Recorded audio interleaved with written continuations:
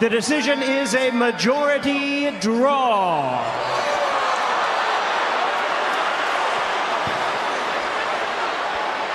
All right, you guys, so we are going to be discussing and breaking down Gervonta Tank Davis versus Lamont Roach and everything else that happened in between when it came to Saturday night. Immediately as this fight started, I kind of overthought how this fight was going to play out. I over-predicted on how this fight was going to end. Immediately in round one and in round two, I kind of over-predicted the entire thing. So, as we all know, as the boxing fans know, Tank is a slow starter. No doubt about it. We've all witnessed it and we all know this. And I thought Lamont Roach was just being a little bit too cautious with Tank. Don't get me wrong, as he should. And I just didn't think that Lamont Roach was going to take the chances that he needed. And Lamont Roach did state it's going to be a big mistake if Gervonta Tank Davis gets off to a slow start, and he's going to take advantage of that. Slow Saturday night, that's his ass. But as the rounds continued to go on, you saw Lamont Roach's confidence go through the roof. You start to see him get in the rhythm, and you started to see him take more chances. You started to see him staying in the pocket and swinging with Gervonta Tank Davis, knowing how big of a puncher that he is. Oh, there it is. Oof. And Davis just got backed up with a counter right from Roach. That's a big moment in the fight for Roach. And I think a lot of people felt like Tank lost. I'm not going to give my opinion on that just yet, but I feel like a lot of people felt like Tank lost because this is the first time. I don't want to say this is the first time, but this is a really big time and a big moment that we've seen a fighter like Lamont Roach put Tank in these type of situations. And I don't think Tank was hurt at any moment in the fight where it was like, you know what, Lamont Roach could get him out of there. Lamont Roach can knock him out, but we definitely seen Tank buckle, no doubt about it. And a few times actually, two, maybe even three times. Davis eats the body shot, and another left hook upstairs, right hand, left, but there's a counter left from Davis, and then Roach lands another jab up. To not take the mouthpiece, took him out. And that's right there. Oh, here comes Davis. Davis exploding, and Roach meeting fire with fire.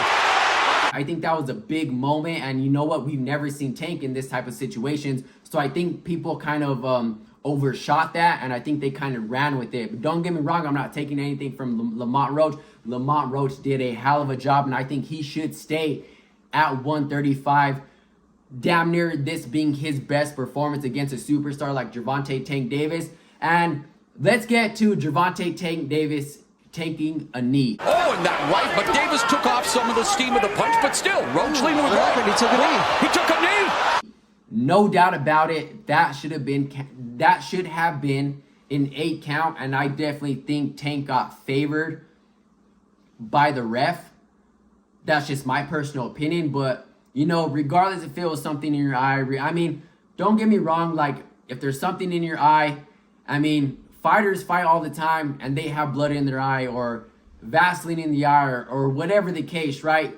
Get it fixed in your corner, right? Make sure you're communicating with your corner, you're letting them know what, I think this might be a problem for me, so on and so forth, right? You guys get it, but I definitely think, don't get me wrong, Lamont Roach hit him with the jab, but it wasn't anything too crazy for Gervonta Tank Davis to take a knee. That's not what it was about. He said he has some grease in his eye, but definitely some favoritism, regardless if it was from the jab, regardless if it was something in his eye, regardless, he took that knee. That definitely should have been an 8 count, and it should have been a 10-8 round for Lamont Roach. But definitely some favoritism. Obviously, Gervonta Tank Davis is a star. Another point I want to get on this too as well is Gervonta Tank Davis kind of complaining to the ref. Personally, I don't like it unless it's actually for your safety. If you're getting hit with low blows under the belt and the ref is not calling it, I get it. You're frustrated. He's done it several times and the referee's still not calling it. I get it. You're getting hit in the back of the head several times.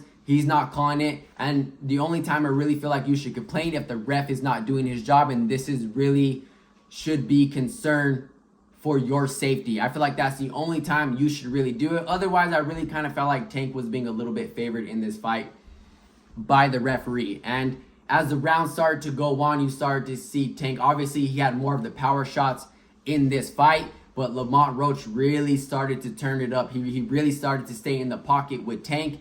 And, you know, overall, when this fight did end, I saw it going two ways. I said this fight is going to be a draw, or this fight is going to Lamont Roach. Overall, I thought Lamont Roach had the better night. Not by far, not by a lot. I still thought this fight was close. I would have liked to see the rematch regardless if if Gervonta Tank Davis had lost or if Lamont Roach had lost. Either way, I thought Lamont Roach definitely had the better night. I thought he definitely had the better highlights. And knowing that confidence, he stayed in the pocket with Tank and was willing to take those big shots to get that win. I think Lamont Roach should stay at 135. I thought this was his best performance at 135 and his breakout performance at 135. And guess who calls him out? Shakur Stevenson. Because he knows what Lamont Roach brings to the table. Just because you don't have the big name doesn't mean you don't have the skills to pay the bills. And this is exactly what Lamont Roach showed. No doubt about it. This was definitely Lamont Roach's night. Now we're going to get to the press conference after the fight. Clearly in there, man. I thought I won. I thought I did enough to get the victory over a spectacular fighter. I told y'all from the beginning, man, that I got the skills to pay the motherfucking bills. I've been telling y'all that. And I'm just glad I got to show it, honestly. Immediately, they ask about what's going to happen. Is there going to be a rematch? Who do you felt like won? Was there some miscommunication issues as far as Gervonta Tank Davis switching up his trainers and Calvin Ford not being his head coach? As you guys probably see during the fight, Gervonta Tank Davis and Calvin Ford were having conversations in their corner too as well. So it doesn't seem like nobody really went nowhere. So I'm not really going to talk too much on that. But immediately, obviously, Gervonta Tank Davis wants the fight, but he doesn't.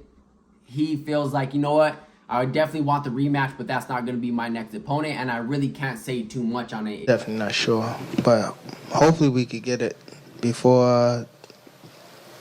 Nah, it probably won't be this year. Is that the one you want next?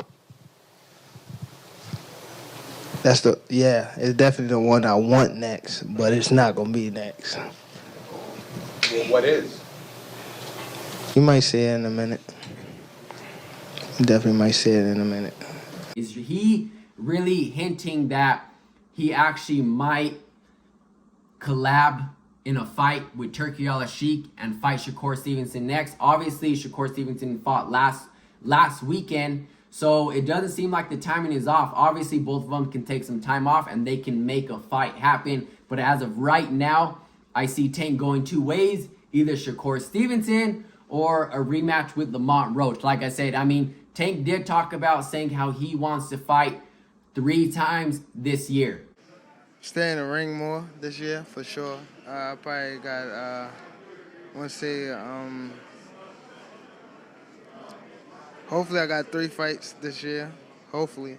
Gervonta Tank Davis and Calvin Ford and Tank's team did talk about, you know what, maybe all that retirement mess and all that retirement talk that Tank is talking is kind of out the window for right now, and that kind of ruined his plans as far as Tank was stating himself. So let me know what you guys think about this fight. Let me know who you guys think won overall, just in general. Like I said, I thought overall Lamont Roach definitely had the better highlight night, and I saw this fight going either 2 ways. Like I said, I thought it was going to be a draw, or I thought the fight was going to go to the Lamont Roach. Either way, I think everybody wants the rematch. I don't know how you guys feel about this, but I would like to see a rematch. Let me know what you guys think about Tank's performance overall. Let me know if you guys think if changing the head trainer and the head coaches has something to do. Let me know if you guys think Tank was actually really focused overall in general, or he just couldn't get past Lamont Roach's skills. As you guys all know, they grew up in the same boxing era, in the same boxing community, very familiar with each other.